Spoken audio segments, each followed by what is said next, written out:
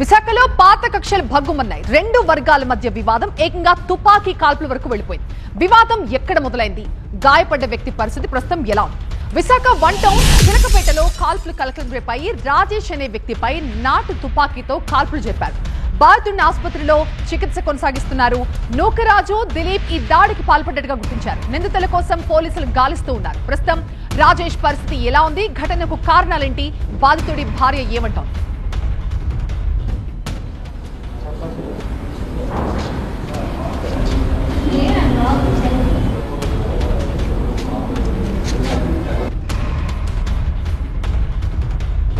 One town చిలకపేటలో కాల్పుల కలకలం తీవ్ర సంచలనం సృష్టించింది. తుపాకీతో రాజేష్ అనే వ్యక్తితో కాల్పులు జరిపాడు నూకరాజు అనే వ్యక్తి. మనతో ఇదే అంశమే మాట్లాడేందుకు బాధితురాలి భార్య ఉన్నారు.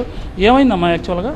సార్ ఏది గొడవ అయిందని సార్ రోడ్డు మీద మా ఆయనకి ఇంత పగ పట్టేసి ఇలా చేశారు సార్. నా భర్త నాకు కాకుండా చేయనని చేశారు సార్.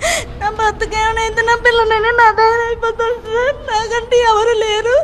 నా భర్తని కావాలని నాయుడు ఇలా నూకరాజు అతనే 10 మంది కుర్రాళ్ళు ఇలాగ అటాక్ చేశారు సార్. ఎందుకు చేశారో నాకైతే తెలియదు. నా భర్తను నాకు కాకుండా చేయనని చేశారు సార్. నా పిల్లల్ని నన్ను అన్యాయం చేయడానికి అసలు ఈ బాబు గురించి ఈ బాబుకి ఎందుకు పగో నాకైతే తెలియదు సార్. నా భర్త మీద అసలు దేనికి ఇలాగ కావాలని చేస్తున్నారు నాకైతే తెలియదు సార్. ఏం చేస్తారు దేంతో కొట్టారు సార్? బుల్లెట్తో షూట్ చేశారు సార్. ఇక్కడ బుల్లెట్స్ చూస్ చేసి ఇలా పడిస్తారు సార్. కావాలి తుపాకీతో షూట్ చేశారు సార్. నాకైతే తెలియదు సార్. ఆ సార్లు అందరూ ఇక్కడ తీసుకొస్తే మాకు తెలిసింది సార్.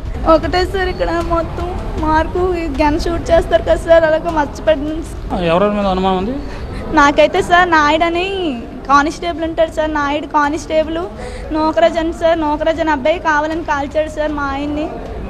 10 మంది కుర్రోళ్ళు సార్. వీళ్ళందరికీ ఆల్రెడీ ఎంక్వైరీ అయింది సార్. ఒకసారి ఉగాదికి ఎంచి గొడవ అయితే సెటిల్మెంట్ చేశారు సార్. సెటిల్మెంట్ చేసిన తర్వాత ఆలు సీలు తాగకూడదు, ఇల్లు సాలు తాగకూడదు. అప్పుడు కూడా ఇలాగే సార్ బీర్ బాటిల్తో కొట్టారు సార్. బుర్రల మీద అట్ల మీద బీర్ బాటిల్తో కొడితే అప్పుడు కూడా మేము సెటిల్మెంట్ పోలే. ఒక దగ్గర ఉన్న తర్వాత ఎందుకు గొడవలని మా అత్త కామప్ చేసింది సార్.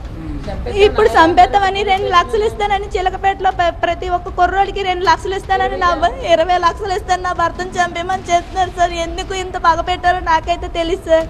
పోలీసులు అన్ని కోణాల్లో దర్యాప్తు చేస్తున్నారు. అసలు రాజేష్ కు, నూకరాజు, దిలీప్ కు ఎటువంటి వైరం ఉంది? వాళ్ళ మధ్య ఉన్న విభేదాలు అంటే గతంలో కూడా ఒకసారి వాళ్ళ మధ్య గ్రూపు తగాదాలు ఉన్న నేపథ్యంలో పాత కక్షలతోనే ఈ ఘటన జరిగినట్టు ప్రాథమికంగా ఒక అంచనాకు వచ్చారు. కెమెరా పర్సన్ బాబుతో ఖజా టీవీ విశాఖపట్నం.